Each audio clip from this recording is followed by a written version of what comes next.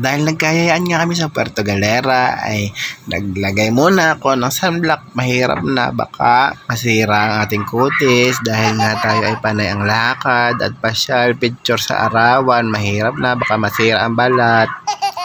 At kumain nga muna tayo din sa overviewing deck sa Puerto Galera. Dito nga ay matatagpuan ang napagandang view.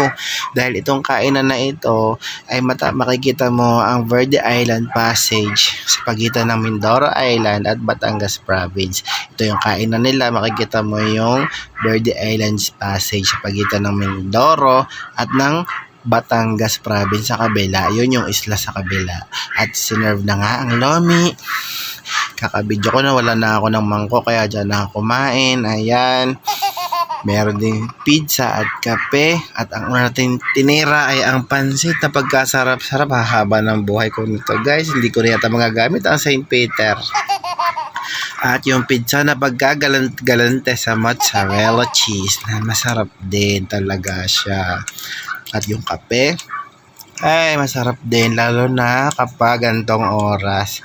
Ewan ko ba kay na ate, toasted daw itong pizza na ito. Ay wari ko hindi ito toasted at ito ay parang cremated.